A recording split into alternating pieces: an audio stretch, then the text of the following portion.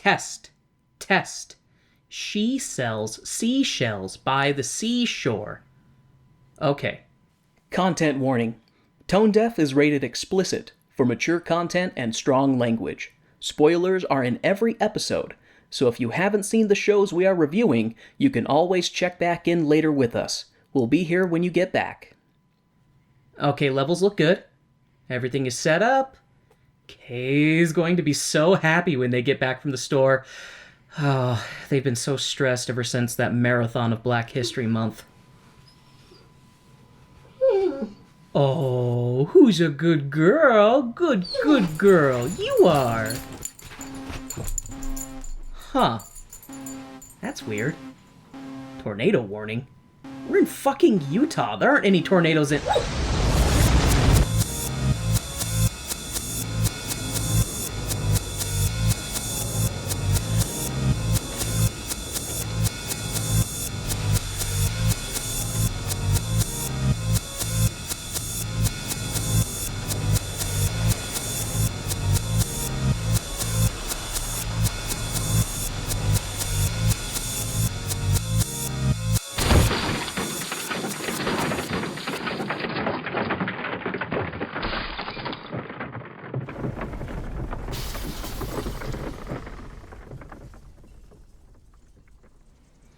Fucking hell! Are you okay, Latte? Gee, Dad! We just got picked up by a freak tornado and are decidedly not in our house anymore. So how do you think I'm doing? Holy fuck. And now there's strange people here. Latte, you can talk. What do you think barking is? No, I mean like, you're talking. Like people. I'm going to unpack how you think of my personhood later, Dad. Right now, shit is real. We need to figure out how the hell we're getting back home. Language, young lady. Hey, you! Oh, crap. Wait, Kay? Kay, nah, my name is Bach, and you strange tall man, are under suspicion for murder in the first degree. Oh, shit. My crimes against good taste have finally come back to bite me. Dad, I think he's talking about the lady we landed on. The what? Oh, shit. Well, I guess I'm gonna have to find a new dad. Is the K9 right? Did you drop this house on this woman? Hold on. I don't need to say anything without talking to my lawyer first. Fuck. So, we have our murderer, our murder weapon, and our murder victim. Do you know what that means? 20 to life. Party! Munchkins, come out! Evermean is dead! Yay! Fuck yeah! What the... Oh my god. Someone needs to call Anna Pearl! Holy fuck. Latte. Wait for it? I have a feeling we're not in Utah anymore. No shit, Dad. I think we're in Oz, Goober. Oh, Kay will be so jealous. Dad? And look at these munchkins. Oh my god. And you all have Kay's face. Dad! And... Who the fuck? I was trying to say a bubble lady was behind you. Well, look what the wind brought in. Jesus Christ. Does everyone in Oz look like my wife? I'm not even gonna try and unpack that one. Who are you? Oh, Warren, the uncultured. Your, looks oddly like my wife in 20 years-ness, which, side note, score. He's my dad, and he dropped a house on some lady. Evermean? Latte, we don't just go around saying your dad committed murder. Wait, Evermean, my sister? You dropped a house on my sister. Please tell me this is the part where you are happy and that I didn't land in the opposite of Oz. Well, congratulations, Warren. You just saved Munchkinland. Oh, thank fuck. I am Adderpearl, the Good Witch of the North, and you, my dear, are in our debt now for killing one of the evil witches here in Oz. Oh, wow. Thank you, Locosta. Adderpearl. Do I get her shoes? Her what? Her shoes. Do I get her ruby shoes? Oh, you must be thinking you're in the 1939 version of Oz. No, in this version of Oz, we actually read the book. See, the slippers that Evamine wore were silver, not ruby. No, MGM just wanted ruby slippers to show off their Technicolor process, and now everyone and their little dog wants to have those damn shoes. Oh.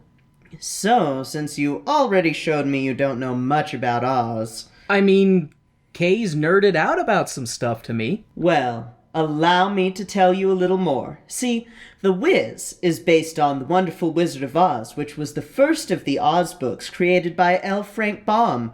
Charlie Smalls, a young musical prodigy, started writing music for the show after he graduated from high school. The book was written by William F. Brown, who was a white man who wrote the book for another black musical called A Broadway Musical. The first tryouts for this musical were in Baltimore in 1974, with this version opening on October 21st of that year.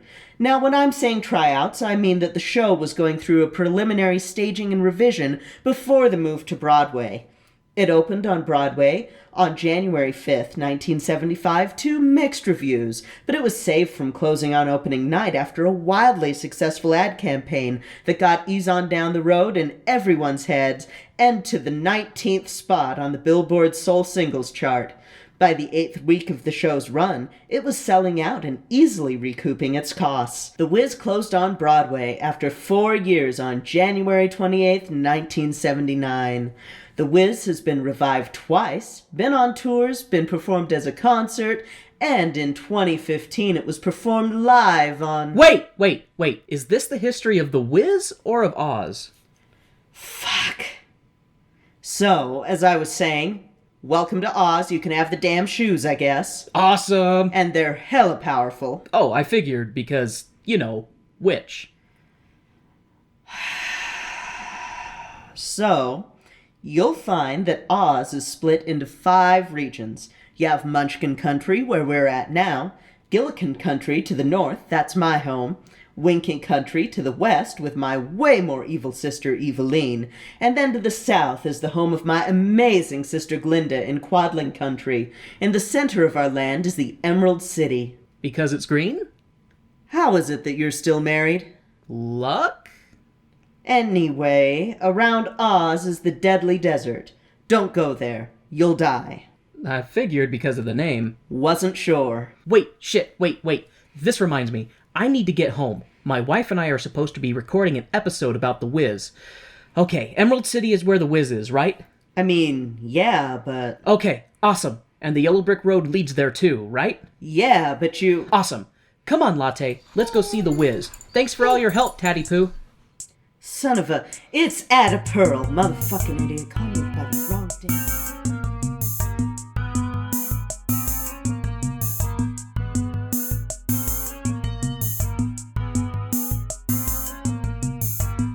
Ease on down, ease on down. Ease on down, ease on down. Dad, you're gonna get hit with a copyright strike. Oh, Latte. Rules don't matter here. I just killed a lady and they threw me a party. Oh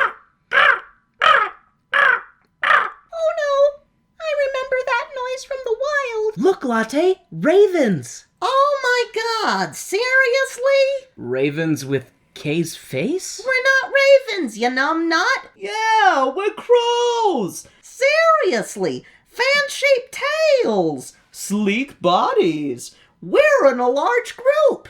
Yeah, and if you have to ask, it's a crow. Ravens are much bigger than crows. Seriously, haven't you ever seen a bird? Like, our voices aren't even deep enough to be raven voices. Hey, don't make fun of him. He didn't know any better. Dad, I hate this place. Crows talk, scarecrows talk. What's next? Do cookies talk? If cookies talk, I'm out of here.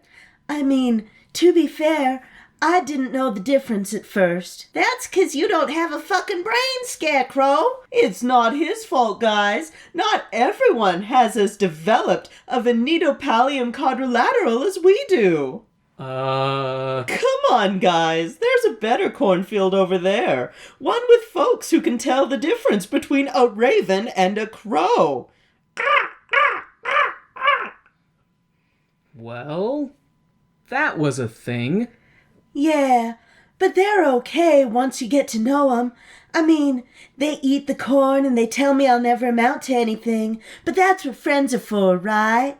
You and I have a very different definition of friends. Well, I suppose so, but they tell me about all of these awesome things that I never knew about, like things where people will get onto this big stage and they sing and they dance and they pretend to be other people.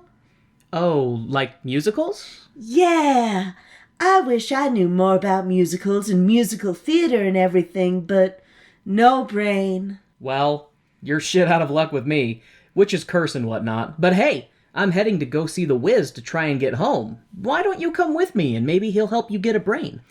Oh my God, really? I would love to come with you.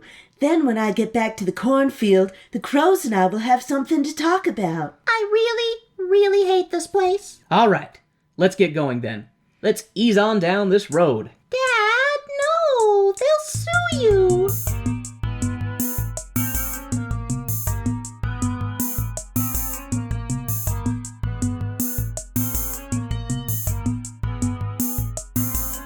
Wow, we've been walking forever. More like an hour, Dad.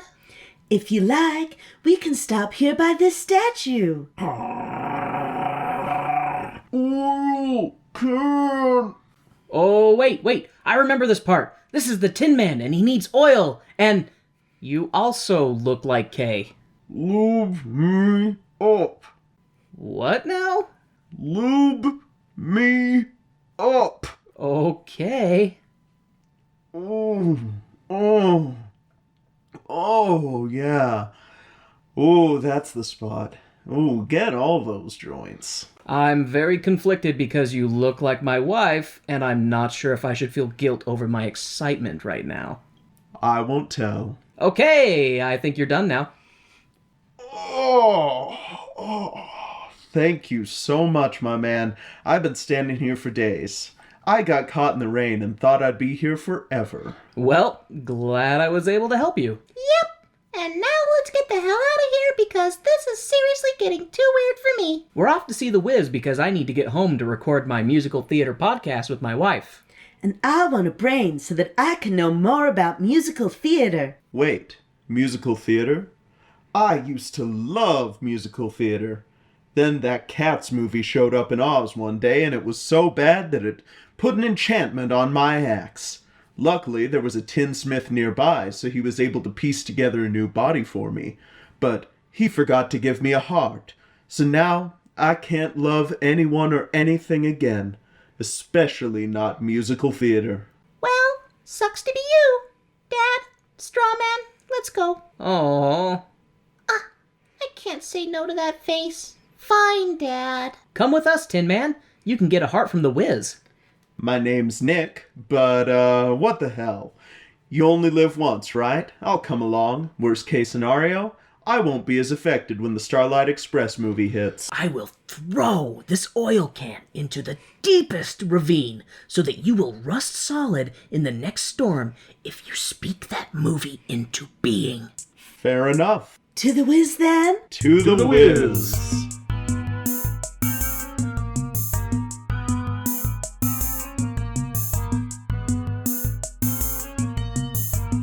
You guys, I know that the road leads through here, but I'm pretty sure everything in this forest wants to kill us. Oh, Latte, there's no need to be so paranoid. If anything comes after us, I can go after them with my axe. And besides, the only things in this forest are lions and tigers Not helping! Hey! What the hell do you all think you're doing on my turf? This is my jungle. Mine! Kitty! Kitty? Kitty? You're calling me a fucking kitty? I am a lion. Lion. Panthera fucking Leo, king of the beasts and ruler of the fucking savannah. Then why are you in a forest? Shut your damn mouth. Look, Lion, we just need to get past you so that we can get to the Wiz so that I can help Tin Man get his love of musical theater back. Again, not my name. Get the Scarecrow a brain so that he can know more about musical theater. I'm pretty sure this is how this works, right? And I need to get Latte and I home so that I can record my musical theater podcast with my wife. Wait, Theater? As in standing on a stage? Yup. In front of crowds of people? Double yup. And they're all looking at you? Oh my god. That is so scary! All those people staring at you, looking at you while you try to remember your line for the Jungle Cat pageant, and then you realize you're not even wearing your costume, and you've forgotten who you're supposed to be playing, and you say the Hungry Tiger's lines by mistake, and everyone laughs at you.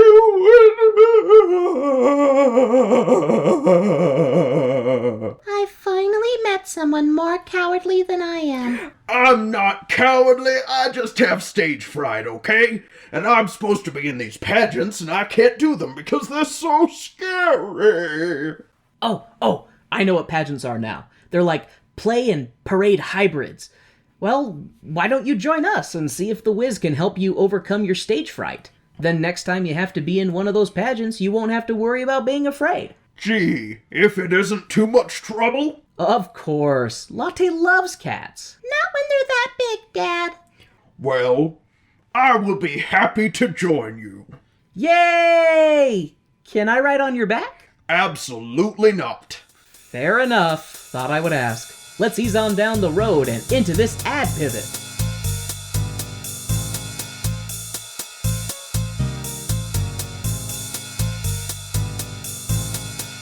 Hey folks, I know usually Kay and I do this part, but Kay didn't come to Oz with me, so here's the next best thing. I'm going to talk about our amazing patrons with the help of a lion, a tin man, and a scarecrow that all have Kay's face. Who are you even talking to? And who's Kay? Oh, here's the printout for you guys to read.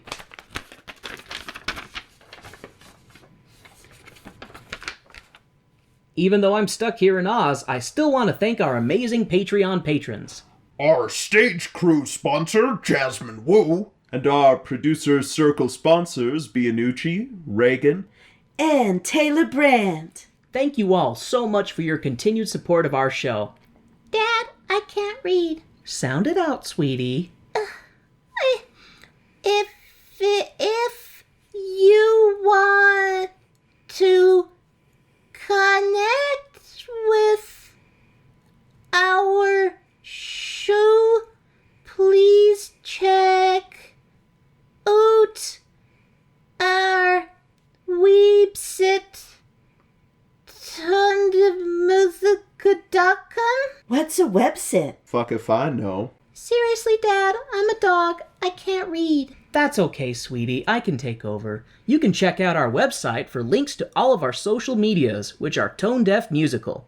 You can also find a link to our merch, our Patreon, our coffee, and our channel on the Cast Junkie Discord server, where you can discover even more shows like this one. Oh my god, I know words. Yeah, I love etymology! Spooky ooky. Murder. Double murders. Zombies. Horror is always political. I don't like that at all. Hi, I'm Alex, and I'm a creep. And I'm Sunshine, her creep-enabling best friend. Together we tackle all things horror. History, politics, science, and sociology. From zombies to serial killers. Pomegranates and Pitchforks is a horror and true crime podcast that brings true stories and not so true stories together in beautiful and disturbing harmony.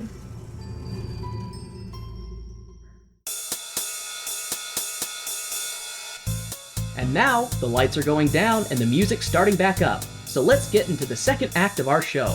I have no idea what he's talking about.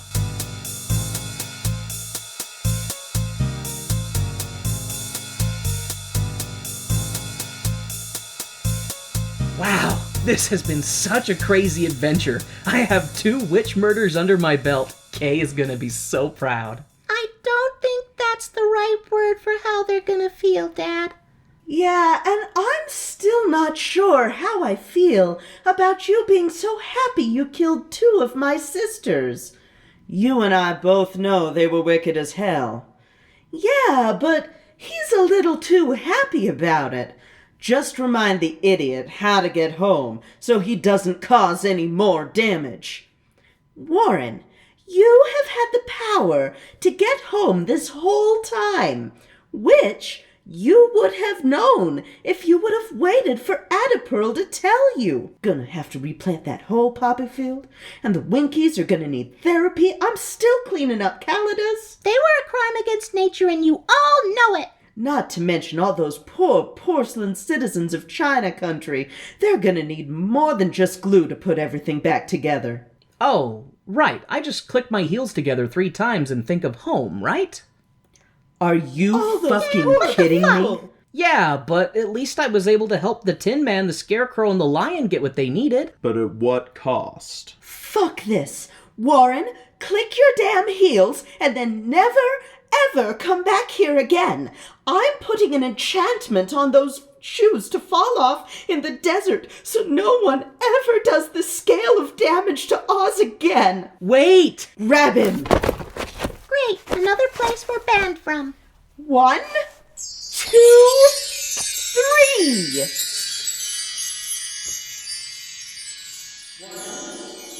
3.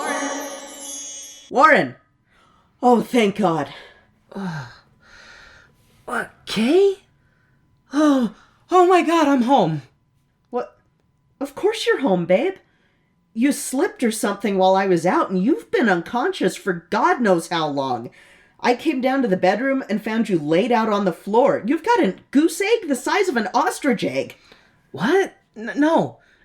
I was in Oz, Kay. I was in Oz, and you were there, and you were there, and you were everywhere. And Latte was talking. I'm dialing 911. No, I'm fine. Really, I'm fine. I really was there, though, and I was wearing those silver slippers. I may have destroyed an entire town. Did you know that people made of china are surprisingly fragile? But I was there. I was really there. Latte, tell Mom what you saw.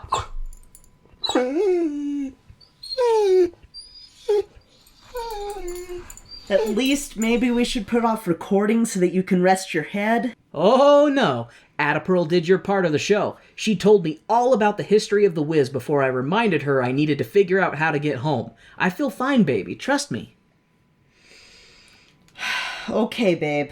Let's go watch The Wiz, and then we can talk about it after. But if you start acting any weirder, I'm exercising my spousal authority and taking you to the ER. Yay!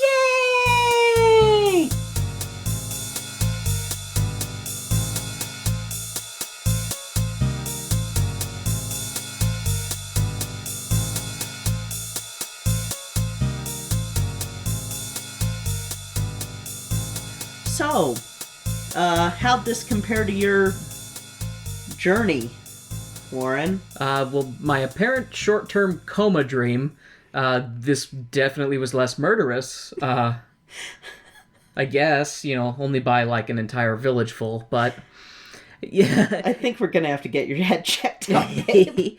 It was fun watching this though, because, we watched, this version in 2015 when it aired on, was it NBC? Yes, NBC. When it aired on NBC, and it was before we were doing our show, and so this is one of the less than a dozen theater productions that I had seen, prior to the wonderful journey that has been our podcast. So it definitely was nice going back and looking at something, kind of like looking not with fresh eyes, but actually with a new perspective. Because I remember when we watched this back in 2015, I enjoyed it. Like, I enjoyed it right away. I hadn't seen any real musical production of The Wiz or Wizard of Oz aside from the classic movie. Yeah. And so I remember being really impressed with how much more I liked The Wiz in a lot of ways. And just good, a lot of fun. The Wiz is so much better. In every the music alone makes it so much better. And I like I forgot how much the costume design in this was so good. Yeah. Scarecrow, tad creepy in my opinion. Yes. But I will say I freaking loved Lion. I love how Lion has dreads and stuff like that in his mane. I was like, just looked really good. Didn't Mama Kay, was it Mama Kay or was it you that said that the Scarecrow looked like an axolotl? Yes, looked like an Yes. axolotl, like with the way his hair is sticking out and stuff, and Yeah. it just looks really bizarre. Like, I personally thought he looked like that dog in the GIF that does a... Oh, that tilts his head and kind of just looks... See, and I personally thought he looked like he was wearing someone's skin. That too, actually. It's like if Pinocchio decided the best way to become a real little boy was to wear the skin of another little boy. That puts the lotion on the wood. Ooh, baby. So, The Wiz begins with the funkiest intro music this side of the rainbow. A couple of farmer types are fixing a fence and dealing with the wild mop with legs that is the fierce and terrifying Toto. Dorothy swoops in to pry Toto's death grip off of the poor farmer's leg. Dorothy sits and pouts on her suitcase and suffering the critical Sorry. You're fine. Dorothy swoops in to pry Toto's death grip off the poor farmer. Dorothy sits and pouts on her suitcase and suffering the critical exposition that she's run away before and is likely to run away again. Aunt Em comes in to threaten to tie up Dorothy so she can't escape, and she ridicules the lazy farmer for not hurrying up, 'cause there is a storm a-comin'. The farmer exclaims that they are still cleaning up after the last storm, and Aunt Em is like, "Oh, cry me a river." And the farmers run for the hills after Dorothy gives the classic quip to Aunt Em, "You're not my real mom." Fun fact with Auntie Em. She is played by Stephanie Mills, who played Dorothy in the original cast when she was 16. See, I love stuff like Yeah. that. I love when they take an actor and then they bring them back in another role that they're more suited for because And time her has voice, changed. her voice still just like, whoo! Yeah, great voice, great actress, great singer. Yep. But yeah, after Dorothy does the whole "you're not my real mom," Aunt Em is like, No, I'm not, but I'm your mama's big sister, so you had best listen to me." Aunt Em gives some really sweet exposition about Dorothy's mom and how Dorothy is so much like her, and it was really cute because, I need you to tell me, is Dorothy's parents dead? Yes. Okay. In every single version, her parents are dead. Okay, because it also kind of sounded like maybe her parents were going through a divorce and so they shipped her away or something like that, because the way she's like, "I need to get back to Oklahoma," or whatever, she doesn't really have a Yeah. home to go back to, you know. Yeah, because her parents are dead, but she just wants to go back to where her friends were and to where... Life made more sense when it was simpler instead of this flea-ridden part of the countryside. But it was really sweet on Em. She's just such a good actress, but she's talking about how you're stubborn like her and you look so much like her, and just you could tell that she really loved her sister. And I will say Dorothy's actress is really good too. I wish I could remember people's names, but that is part of the witch's curse. Aunt Em sings her "I'll Be There For You" song, and after, the storm strikes like a plot device. A twirling ballet of Cirque du Soleil tornado people pick Dorothy up and chuck her into a tornado. Rude. That part did make me laugh, though, because, you had these people that looked like drab Klansmen with, big robes. They had pointy headpieces. That's true. I didn't think of that. They weren't white. They were storm color, so they were like gray cloud. But but they're spinning around and dancing. They're supposed to symbolize winds. Picking up and stuff like that. And just so that you know, with Dorothy, it was Shanice Williams. Shanice Williams, beautiful woman, great voice. Am I right? Was Dorothy? I can't remember. We just I know it was not that long ago, but was Dorothy on a wire? Because I feel like yes. Okay. Because I thought I remembered her actually being airborne. She was on a wire. Okay, then that's not just a side effect from the coma dream. Still, the dog's name was Scooter. Scooter. Yes, Nice. I love that. Dorothy survives the eye of the storm and ends up in a mysterious land whose name we can only speculate upon. After coming to and questioning her surroundings...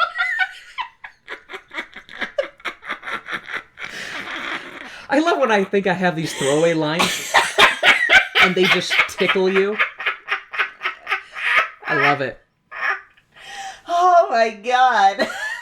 After coming to and questioning her surroundings, Dorothy is accosted by a bunch of angry little people who proceed to question Dorothy about the house and how it ended up on top of an unsuspecting, outstanding member of society. After pleading guilty to the murder of a beloved member of the angry little people community, she is immediately pardoned and thrown a party. Apparently, the Pancake of the East was not as beloved of a member of the community like I previously thought.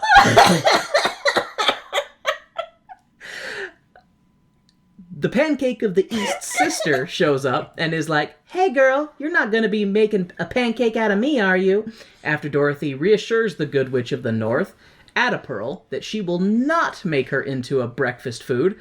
Pearl gives Dorothy the 411 on where she is, the Land of Oz, and Dorothy asks how she gets home. Pearl is like, "The Wiz has a plan for that." Gosh.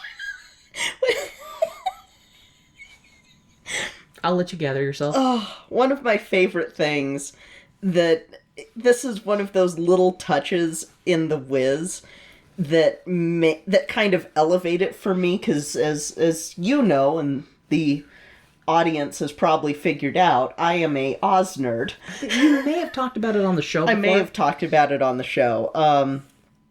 So there's a little touch that they have where Ada Pearl pulls out an iPad to pull up Dorothy's name. That is referencing something that happens in the book, where she, like, pulls off her hat and turns it into a slate that's a magic slate that she writes, like, what Dorothy needs to do to go see the wizard and stuff like that. Yeah. That's awesome. It's a nice little touch, and there's just all these little touches in The Wiz that are not in the 1939 Wizard of Oz movie or the musical based on it. That So, Ada Pearl, that's her real name in, like, the book and stuff, right? in the book, she is Lacosta Tattipoo. Oh, god damn. Oh, that just... Lacosta Tattipoo. That sounds... Okay, now, wow, okay. You know what? The beaver dam in my brain has not fully broken yet. It's like how the Tin Man was Nick Chopper. And he became... His body became part of Chop Fit in the Tin Woodman of Oz. What was the name of the writer of Oz? L. Frank Baum. He loved his puns, didn't he? Yes, he did. What makes me laugh is when I do puns, I'm like, haha, and then when other people do puns, I'm like, you monster. You son of a bitch. I'm such a hypocrite. You dead son of a bitch. You dead son of a bitch. But in the book is Lacosta as ditzy and kind of not with it as Ada Pearl is. I was just kind of curious because she, like, while she's a, good character and she helps Dorothy and stuff, she is very much kind of like not a whole lot of useful. She is a less powerful witch compared to the other three. Is it an age thing? Does age make you more powerful? I don't know. Okay. I don't know. Okay. Cool. Because she looks older in the books. Like, she looks like she is the oldest sister in the books, pretty much. But then again, the other witches, except for Glinda, the other witches don't look anything like any of the portrayals in, like, the 1939 Wizard of Oz. Well, Ada Pearl looks like a younger version of Lacosta in the book. Like, in the stage play. Because she has the same sort of hat as Lacosta, and she has... And she's blue? And she's blue, and yeah. I like blue. That is Munchkin Country's color, is blue. Then why was everybody fucking pink? And, this is so goddamn nerdy. Do it! Do it! We are all nerds. So, in the Land of Oz, and I'll pull up a little map. In the Land of Oz. Because I have it on here, because of course I do. Gods, of course you do. So you've got the Witch of the East, and all of Munchkin Country would be blue. And then the Gilkin Country is purple, that's to the north. Winky Country is to the west, that's east. And then Quadling Country is to the south, that's Glinda's area. And it's red. And so it's split up that way, but then, like, the witches don't necessarily actually correspond to the colors of clothes. Like, Yeah, I was gonna say, like, why is Tatty Poo, not... Why is she blue and not pink? Or... 'Cause, yeah. Okay. But creative license. Yeah, it's Oz stuff. See, here's a picture for you, and I'll probably put these on our Instagram of Tatty Poo. There's Tatty Poo. She's gangsta. Look at that hat off to the side. And so, yeah, she's in the little blue hat with the... She very much looks like one of the fairy godmothers from Cinderella. Yep, she is. Yeah, there you go. She looks... Wait, is it Cinderella or am I thinking of Sleeping Beauty? I think maybe I'm thinking of Sleeping Beauty. Yeah. I am not a Disney princess. You're fine. It's okay. Okay, anyway, I think... Oh, her other name was Queen Orin. There you go. That Queen Orin sounds more logical for a witch than I don't think, though, that... Tatty Poo. I don't think that's ever a name that gets used by Baum, though. But, yeah. Just a fun fact. Just a fun fact. Just a little nugget of Oz joy. This is an Oz fact. That's an Oz fact. The pancake of the... Wait, did I read that? Okay, ha. Back to the Wiz. That's right, The Wiz has a plan for that. Atapearl and the Munchies sing about the Wiz and how great he is. After the song and dance ends, the Munchies present Dorothy with a trophy of her first murder victim. The witch's silver shoes. Atapearl poofs her way out of the Munchland, and Dorothy panics that she didn't ask how to get to the Emerald City to see the Wiz.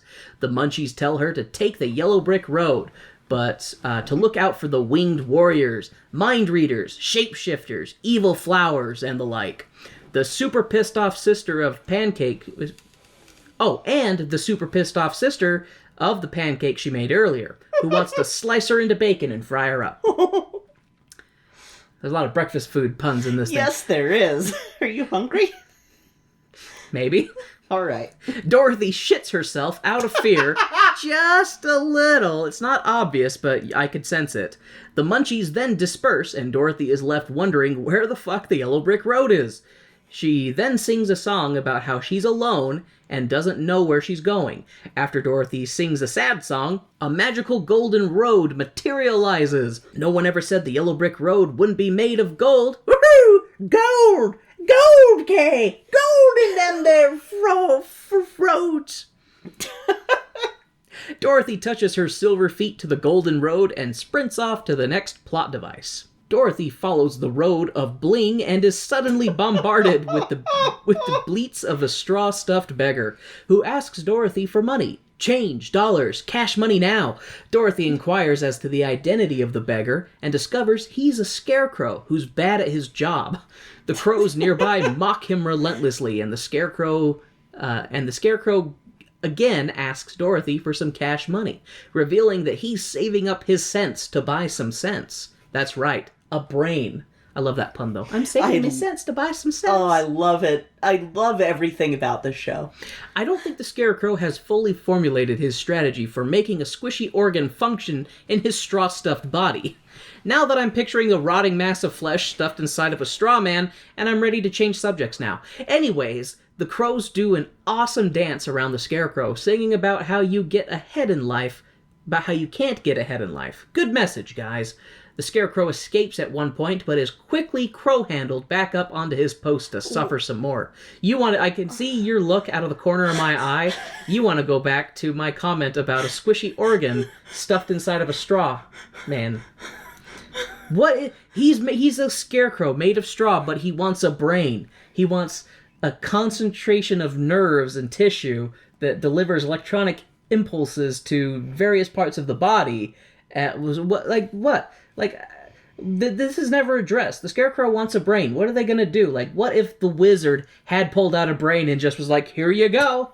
Well, so the wizard does sort of give him a brain. He opens up his head and puts oats in it and claims it's brains in the book. I bet that worked on the Scarecrow, too. Mm-hmm. And he gave...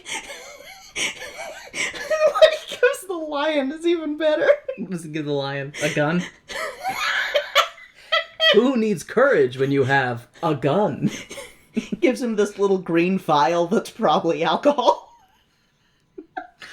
Here you go, my friend. Liquid courage. Ah, shit. I turned my phone sideways and then I lost my place. Oh, no.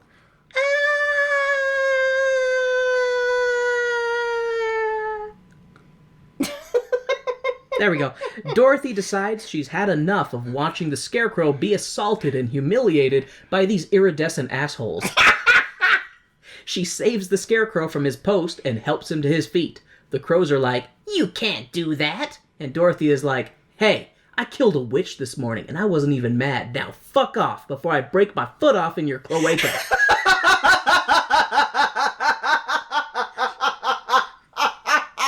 And that goes back to when I asked you how to spell cloaca. Because it occurs to me, I've never had to spell cloaca until I wrote a line about kicking a bird.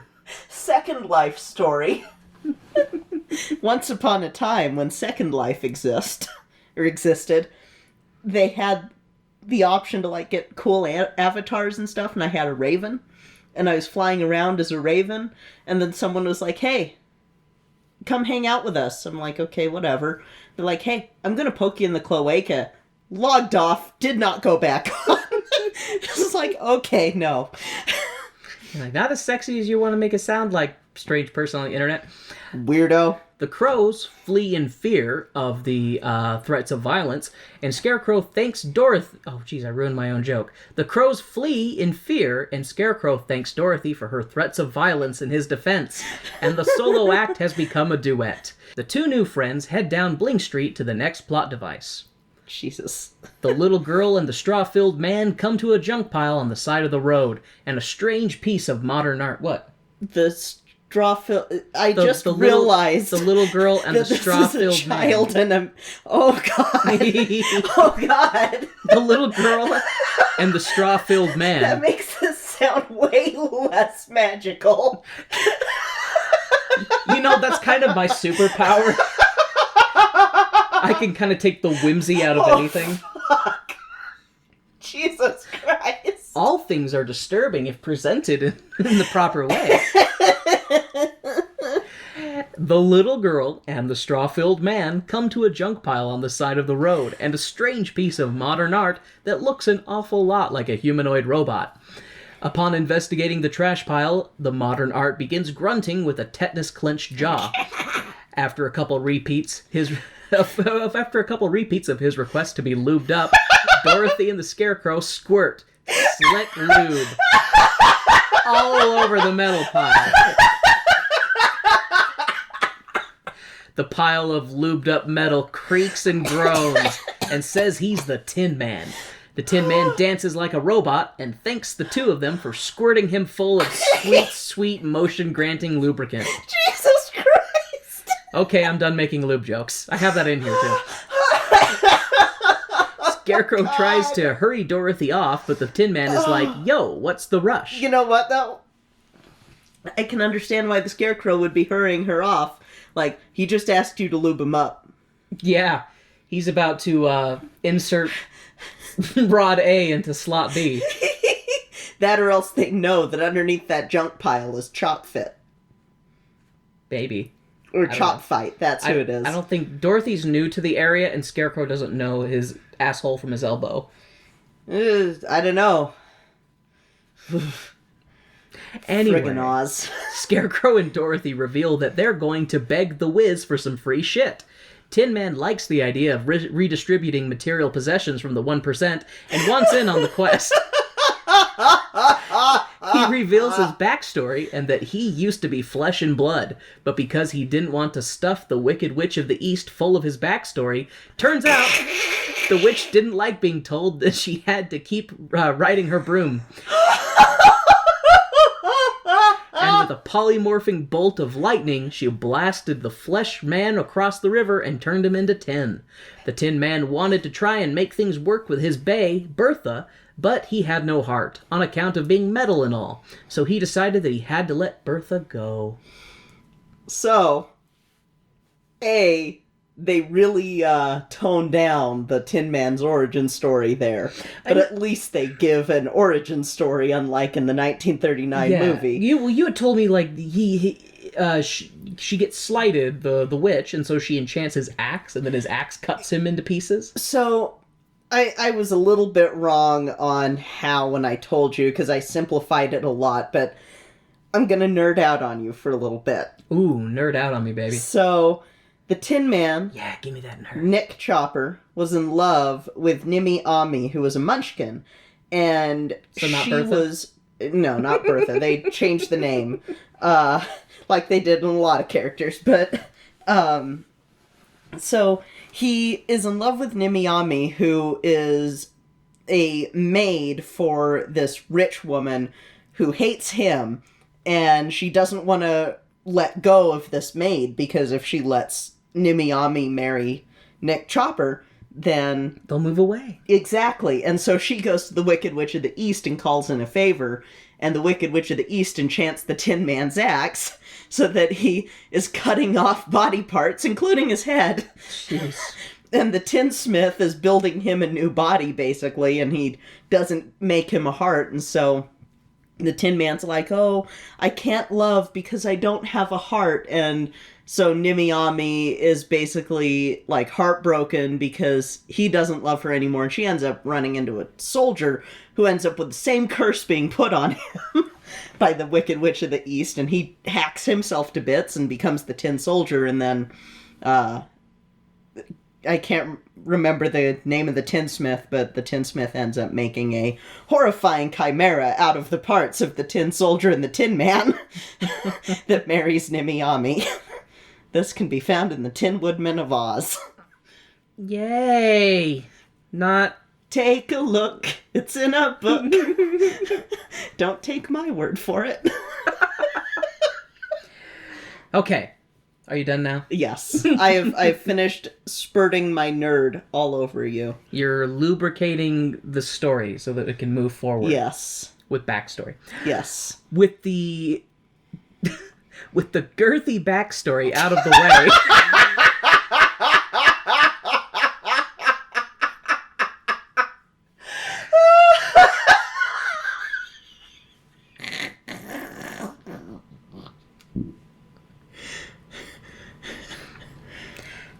With the girthy backstory out of the way, the Tin Man sets off with the duo to become the trio of Bling Road. The trio won't be a threesome for long, as they barely make it 10 seconds before being attacked by a big hairy pussy.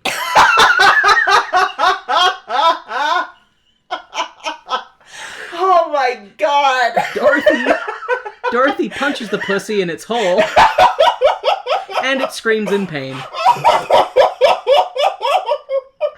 You know, this is gonna get even more explicit for just a moment, but you know that meme of, like, describing something but incorrectly? You could sum up the whiz, young black girl gets lost and fists a giant pussy. Oh my god! You can cut that out if you want. Turns out, it's a big cowardly lion. Who saw that coming? The others ridicule the lion for being such a big hairy wuss and tell him to come with them and redistribute some courage from the whiz for himself. Oh my god. The trio becomes a quartet and 8 feet stomp down the road to the next plot point. Oh my god. The group walks for about another 10 seconds and finds themselves lost in the woods. The group breaks the first rule of adventuring and splits the party, almost certainly ensuring that our entire party of heroes are doomed to death. GG, y'all, GG. But before the group is horribly murdered, Dorothy hears the disembodied cries of her mother, 'cause that's something you want to hear in the middle of a spooky forest. Fucked up. And is not at all cause for alarm or concern, or maybe a reason to regroup with the party. Anyways, Dorothy follows the sound of her mother and almost siren songs her way into giving her definitely not mother her magical silver shoes. Tin Man rushes in at the last possible moment and pulls Dorothy away, saying, "That's not her mom, that's a Khalida." Khalida? Khalida. What is a Khalida, I hear you asking, audience? A Khalida is a half-tiger, half-bear, shape-shifting, mind-reading monster. An epic battle ensues with our party of heroes who reunited in the nick of time to battle the Khalidas. Our heroes survive the encounter, but Lion is shaken, 'cause he didn't do much. Dorothy is like, well, he may have soiled himself, but at least he didn't flee. Lion is like, go on without me. I'm not worthy. Dorothy turns out to be the bard of the group and sings some inspiration back into Lion. The lion, reinvigorated by Dorothy's voice, leaps to his feet and is ready to continue their quest to steal some shit from the Wiz. And here's a Khalida for you. Not at all what I was expecting. No. Not at all was expected. Looks like you put a tiger head and back legs on a bear. I thought it'd be a little bit more hybrid. Okay, cool. Yep. Now Different I know. from what we saw. What we saw was cooler. Yes. The group walks for 15 seconds this time before encountering some plants that, want to be pollinated, it would seem. The poppy flower dance is, very seductive, with, shaking their asses and laying on the ground with their legs spread. The lion is like, hell yeah, call me Mr. B, 'cause I'm about to make some honey! Oh my god! Lion dances around the flowers, and right as he's about to pollinate them, he gives the poppies a bad case of blue pistol.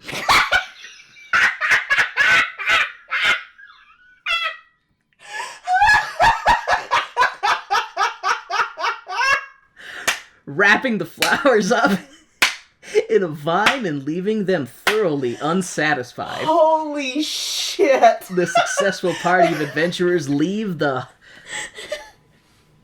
oh god, I'm like, what the fuck is that word that I wrote? And now the successful party of adventurers leave the hog-tied flowers and continue onto the Emerald City. Oh my god. Oh my god. I'm glad you like that. The gang arrives at Emerald City, but the bouncer gatekeeper won't let them in unless they're on the list. They're famous, they bribe him, or they know important people. Dorothy name drops like a pro and is like, hi, I'm Dorothy. I'm new to the area, but you might have heard I'm a badass witch slayer who makes friends with sisters of my victims and walks around in magical silver footwear. The bouncer gatekeeper is like, damn, you're a badass mother. Shut your mouth. And I'm Dorothy. I'm new in town. I'm Dorothy. I'm Dorothy. I kill people. I'm new in town. Should have led with the I'm new in town. And lets the party into the Emerald City. Going on... Well, something got messed up in that note. Was this the head injury? Yeah, I guess. I couldn't type notes apparently, and now I'm trying to figure out what got missed and what I should say. Okay. The bouncer gatekeeper lets the party into the Emerald City. What's going on inside here? It appears to be an ecstasy-filled rave. The ravers who tell the party that they can't see the Wiz because he's part dragon and breathes fire, and no one has ever seen him. They're not even sure if he's real. Are they real? What is real? Maybe reality is a dream of a newborn puppy who hasn't even opened his eyes yet. Oh, okay. I think I'm coming down from the E. Whew, damn. That scene was rave-tacular. Anyways, man. the Ravers see Dorothy's silver feet and are like, "Whoa, you got those from killing a witch. We were totally lying. The Wiz is right over there. The door isn't even locked. Have a nice day." That part made me laugh, because, like, when they get let into the Emerald City, or initially, and, like, it's this roller disco party, and everybody's... It looks like they're having a rave, is what it looks like. And they're inquiring about the Wiz, and they're just giving all this flowery talk. Nobody sees the Wiz. He's part dragon. He breathes fire. Da-da-da-da-da-da. And then when they realize who she is, they're like, because they're, like, all of a sudden worried that she's going to kill them or something. Yeah. Because they start to panic, and they're just like, "Oh, never mind, ma'am. He's right over there. The door isn't even locked. Have a nice day. Bye." Like, their attitudes just change like crazy right there. After the party hydrates and calms down from the rave, they move onward through the unlocked door to the throne room of the Wiz, ruler of the land and keeper of piss-poor security. As the party enters the Emerald Throne Room, a giant bald statue comes to life and yells at the group for intruding. Dorothy tries to use her high charm stat to persuade the Emerald Guardian to let them have an audience with the Wiz. Dorothy is successful, and Queen La Wizfa comes out and sings her "I'm the Wizard and I'm a Badass" song, where she threatens to hurl lightning and turn them into frogs and lizards. After Queen La Wizfa's intro song, they inquire what this party of trespassers are here for. The party lays out their request for a handout, courage, a brain, free transportation, and a heart. Queen La Wizfa demand... For those who don't know, Queen Latifah plays the wizard. And I'm a dork, so that's why she's Queen La Wizfa. Wiz Latifah. Oh, well, that's too close to Wiz Khalifa, I think. Okay, fair. But you're getting ahead of yourself, so all right. Yeah. So after Queen La Wizfa dismisses everyone and their desires, causing the Tin Man to burst into an R&B solo song about things that he would do if he had a heart and could feel. Fucking love that song. The Tin Man's golden pipes lubricate the plot, slide forward. Lubricate the plot and allow it to slide forward. But the all-powerful Queen La Wizfa decides that some quid pro quo is needed. A little something-something. Oh my god. Wizla Queen tells Dorothy that she has to murder the Wicked Witch of the West, Eveline. The rest of the party adopts the lion's MO and wuss out on helping Dorothy kill a witch, opting instead to get drunk. Dorothy shows off why she's the bard of the group, and again, with her high charisma stat, she charms the group into going with her on an on what is almost certainly a suicide mission. The scene changes to one of dire despair and laboring misery. The land of Mordor. I mean, whatever Eviline's land is called. Evil Land? Eviline Land? Anyway. Winky country. That does not know. If you're an evil witch who, like, enslaves people and takes over a territory, wouldn't you change the name to something menacing? Fear me, I am the Wicked Witch of Winkyland! Good point. Just saying. I never said she was a good tyrannical, enslaving overlord. I just said that she was an evil, but she's mean. She was a meanie. She was a meanie. She's a meanie. Mean bad person. Anyways, the workers of the West are not happy since the Wicked Witch of the East was murdered. The Wicked Witch of the West is taking over all lands east of the West and all lands west of the East.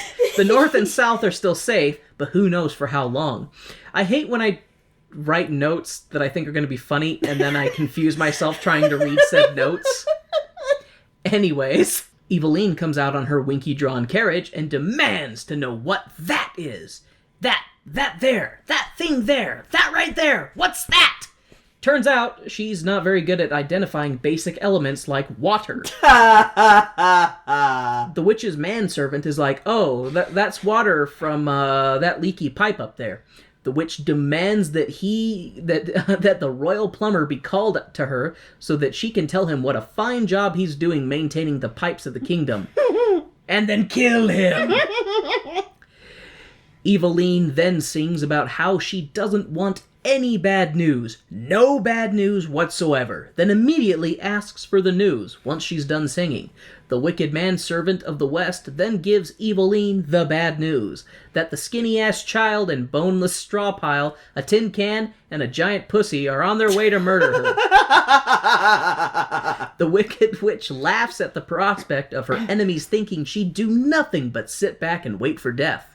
The Wicked Witch of the West calls for her flying monkey warriors and sends them out to capture our party of would-be assassins, which they do, quite swiftly with a net, and haul our party back to the evil palace. It makes me laugh, like, how effortless it was for the entire party to be captured. Mm-hmm. I'm like, what makes me, like, I'm sitting here thinking to myself, the only one, like, in the version of the Wiz we watched, the Tin Man doesn't even have an axe. Yeah.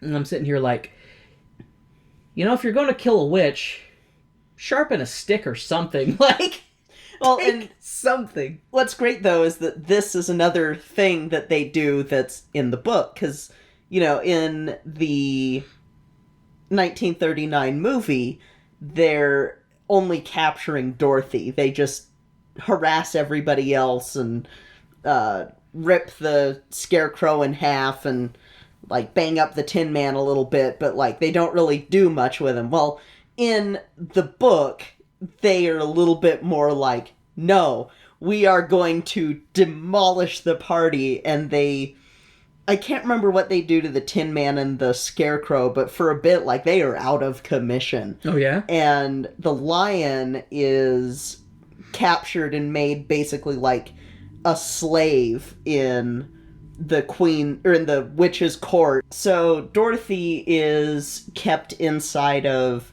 the witch's castle and basically is like scrubbing the floors for her and everything, like you see coming up. But like it's just one of those touches that isn't in the 1939 movie that, again, this one goes, I'll take that. So yeah. There we go. Yeah, so there we go. Back at the Palace of Evil and No Fun, Lion is the living mop cleaning floors, and Dorothy is on dusting and polishing duty. Dorothy sneaks to see Lion, and the two take a moment of comfort before the witch shows up to crack the whip on her unpaid employees. Dorothy starts throwing shade at the witch, saying she ain't wicked, she's just like everyday mean. Eveline is like, little bitch, you think I'm playing? And calls for the Scarecrow and Tin Man. Eveline then tells Dorothy to give her the silver slippers or she'll kill and skin the lion and cook him inside the Tin Man, but not before using Scarecrow for kindling. God damn, Eveline, that is beyond wicked. Fucking diabolical. That's where you are right now. Like, I'm gonna kill your friend, and I'm gonna cook him inside your other friend, and I'm gonna use your other friend as a fire to cook your other friend inside your other friend. Like, bravo. Eveline pulls out a switchblade. Your move, Elphaba. Yeah. Eveline pulls out a switchblade and is like, time to penetrate this big pussy, and goes to stab the lion, but Dorothy uses her high charisma to taunt Eveline to attack her instead, and Dorothy, channeling her inner Magikarp, uses Splash. But unlike Magikarp, Dorothy's Splash is super effective. Hyper effective even, super ultra mega hyper effective, one might say, as the Splash attack makes Eveline immolate.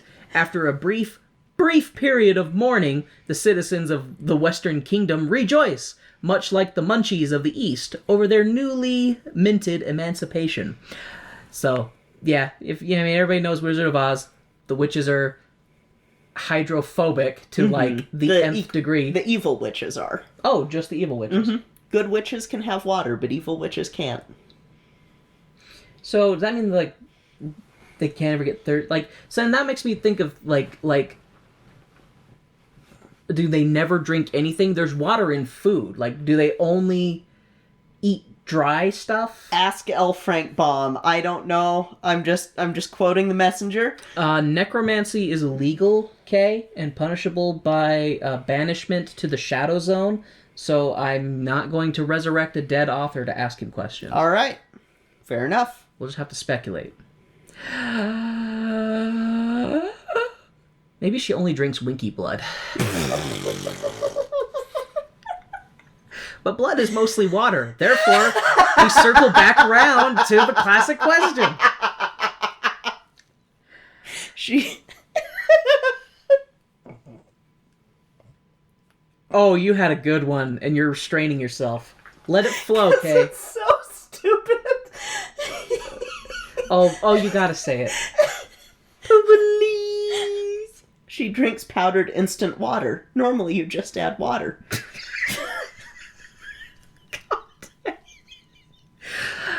Oh, God. Dehydrated water, just add water. After our heroes return to claim their quest reward, the bouncer gatekeeper refuses to let them in, saying that Queen Lawizfa has banned them from the Emerald City. The brainless one of the bunch has an idea, and dupes the bouncer gatekeeper by implying that there was a big old bag of gold around the corner. When the bouncer gatekeeper abandoned his post to check for the booty, our adventurers snuck through the gate to confront the Wiz and claim their reward. After breaking into the Emerald Throne Room and quickly dispelling the Emerald Golem to reveal that Queen Lawizfa is really Queen Latifah, after the group attempts to shake her down for their reward, she dupes them all by being like, "You had what you were looking for inside of you all along." At that point, Lion would have been justified ripping out her heart and brain and giving them to Tin Man and Scarecrow respectively. But that might have been a bit much for the target audience and would not have helped move the plot forward. Oh my god! See, I feel like a great spoof for that would have been like, oh, we're not going to get mad. We're going to get our organs. Once Tifa La Wiz Queen reveals that she was actually the magician's...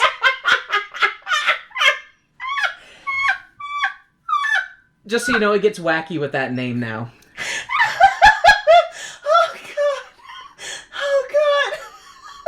Once Tifa La Wiz Queen reveals that she was actually a magician's assistant and had a secret balloon to leave the kingdom.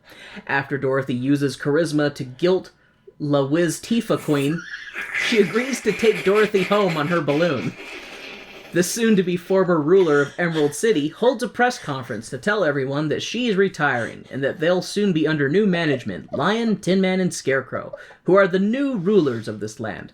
Oh, never mind, she tells the Emerald citizens they've got this and can govern themselves.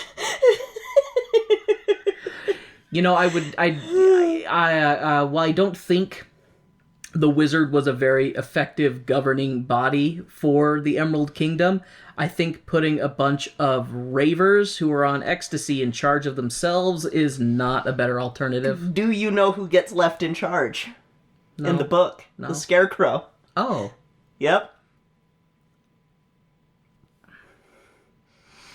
Well, I mean, anybody living in the current year now knows what it's like to be under the thumb of a brainless ruler. So it manages to be both hilarious and terrifying at the same time. You never know what they're going to do, because they don't think about it. At the last minute, Dorothy decides not to go into the balloon and instead pushes Wiz Queen Latifah to float on without her.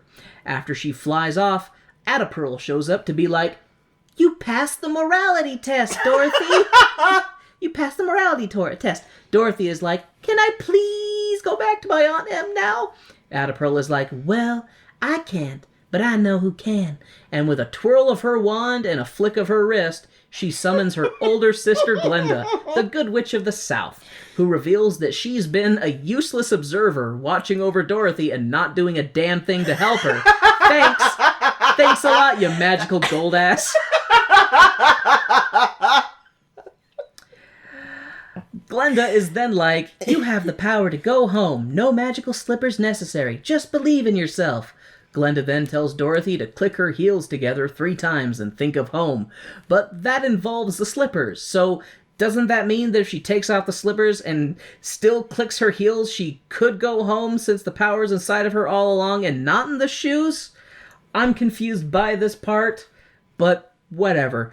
Anyways, Dorothy is giving tearful goodbyes to her friends, saying that maybe these questionable magic shoes will lead her back to her friends someday. But as we've established, the power was inside of her all along, and these shoes are not actually necessary for her to shift between these dimensional planes. I'm overthinking this. Anyways, Dorothy sings her farewell song, clicks her heels, and is back in Kansas. Toto and Aunt Em rush to greet and embrace Dorothy. The end. So, the shoes fall off into the deadly desert on her way back in the book. On her way... Oh, okay. On her way back to Kansas, the shoes fall off. So she's like, I'll use these shoes to come visit you again. And then she's being whisked away and... shit. Yep. But, in Ozma of Oz, she goes back to Oz after falling off of a boat. So she could fall off a boat into the water and just find herself in Oz? She basically well, I guess it's not so much falling off of a boat, she gets washed overboard, and her and Bellina the chicken end up drifting to Oz and having to figure out a way to get through the deadly desert. You know, it works on Narnia rules, that there's just portals fucking wherever. Yes, there are, and they address that in Emerald City of Oz, and it's interesting. Nerdgasm, but yes. So it was a lot of fun revisiting this show because, like I said before, I remembered watching it with you and I remember really enjoying it. So it was fun to go back and see it after seeing all the other shows that we've seen, and just it reminded me of like how good this show was. Like just the production was really, really well done. Had an amazing cast. Everybody did a really good job. You know, there's silly things that I make fun of, but that's just Oz. Oz has always been kind of Oz weird is and weird silly. as hell. The only costume, and the costumes were definitely interesting too. One thing that I forgot to comment on was the Tin Man. I don't know how to explain his costume, but the Tin Man in the original movie, he looked much more like he almost looked like a big oil can himself in the way his costume design. This Tin Man almost looked like he was soldered together from a bunch of smaller pieces, rather than like being just comprised of like a large torso, you know, and 2 arms. Like, because like you look at the Tin Man from the original, and he, like I said, he looks more like he was made in a factory. Yeah. Where the Tin Man in The Wiz looks more like he was cobbled together. Which was, you know, definitely interesting. I still think Scarecrow is the creepiest fucker. Just, he looks so... It's the face, honestly. And the hair. And there is nothing in any adaptation of Wizard of Oz to make the Scarecrow look okay. Yeah. There is nothing that will make the Scarecrow look okay. The least creepy Scarecrow is the one we're going to be watching next time, but... Okay, because I didn't think the Scarecrow in the 1939... He creeped me out a bit. I mean, but when you compare him to the Wiz one, I think he's significantly less creepy. I will say, though... the one on Wiz Live is the creepiest. But my favorite costume probably is the lion, though. I love the lion costume. Yes. He looks so good. He looked great with the dreads and stuff. The nose and the mouth, just really well done. And what I love about that costume, too, is that it hides who plays the lion, because the lion is played by David Alan Grier. Thank you, David. David Alan Grier. Because I would have said David S. Deere of A Ninth Grade Journal. I wouldn't oppose. No, I'm sure he would do a great lion. But, yeah. Yeah. Because the way my brain works, it was like, hey, David Allen Greer, that sounds a lot like David Allen. Yeah. The witches... I thought Glenda's costume was kind of weird. Just because it's really big and... it's really big and not flamboyant. Gaudy. Yeah, thank you. Little gaudy. That's the word I was looking for. Big and gaudy. Ada Pearl's costume was a little bit more conservative because she didn't have like a bunch of shit hanging off of her and like poofing out. Who did have a bunch of shit hanging off her and poofing out though was Eveline. We don't really get to see any of. Is it Evamine? Evamine. We don't get to see any of Evamine other than her socks and shoes. But I almost wonder if like she had the more slimmed down costume, kind of like Ada Pearl, and then Glenda and Eveline had the big showy costumes. The look at me, look how important I am. Did you recognize Glenda's voice? Oh! You said something about that, and I hold on. Shit, tell me. That was the same voice actress as Bismuth. That was Uzo Aduba. That was Bismuth. That thing that you said. Yes. Yeah.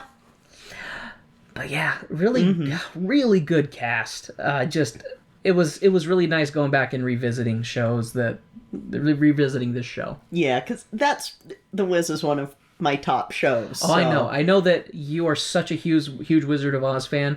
I have specifically The Wiz. Yeah. Well, I mean, you like the books. Oh, yeah, too. the books are good. You like the books and The Wiz. Yes. You're not a huge fan of the 1939 adaptation. Yeah, and my main soft feelings for the 1939 one are because of the version that I did as a teen. Yeah. That's where any soft feelings for that really comes in, because I'm like, oh, my family. Your theater fan. Oh, man. It was fun. I'm glad. So, since you've seen this one, we're going to go to the version of The Wiz that you've never seen. I am not going to tell you who is in it outside of Michael Jackson. Because I already knew that. Because you already knew that. I'm not going to tell you any of the other people that are in it until we see it. The fact that you're saying that makes me think that you're hoping that I notice people in it and that I recognize who they are. There will be at least one that if you don't recognize them, I'm going to be like, Warren! Can I guess? Or do you want me to not? Not yet. Can I guess just one? Who do you think? Is James Earl Jones in it? No. Oh. Fuck. Okay. It's alright. I was thinking, I was like, oh, James Earl Jones as the wizard probably would have been pretty cool, but... Nope. So... The only thing I know about the Wiz version that we're going to watch, the movie that has Michael Jackson in it, is that you've said that it's pretty bonkers. Yes, it is wild as fuck. But it is so good. And okay, it's not good, but I love it. I shouldn't say that this is good, because then you'll be going into it expecting something good. But it's not bad. God damn it, I love you, woman. I love you. It's not as weird as Tommy, but it does edge towards the Tommy end of the spectrum every so often. Okay. It's a little bit more restrained than Tommy. Gotcha.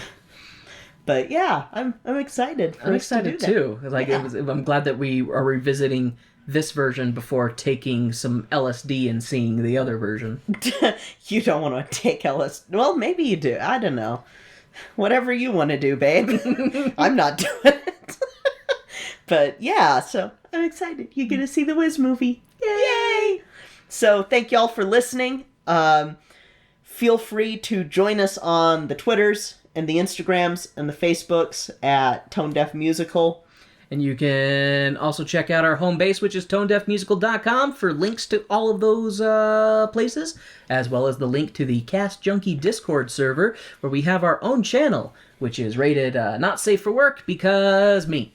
And and if you want to help us out, please leave reviews on Podchaser, Stitcher, iTunes. Those really help boost our visibility with our show. You can also encourage your friends to listen and subscribe. And if you want to go above and beyond, you can join our Patreon, which is Tone Deaf Musical, and we do bonus episodes. We do early releases on some of our episodes if I get them edited in time. So yeah, that'll do it for this week though. I'm Kay. I'm Warren. And this has been Tone Deaf. Wasn't sure if you were gonna do a thing there. Tone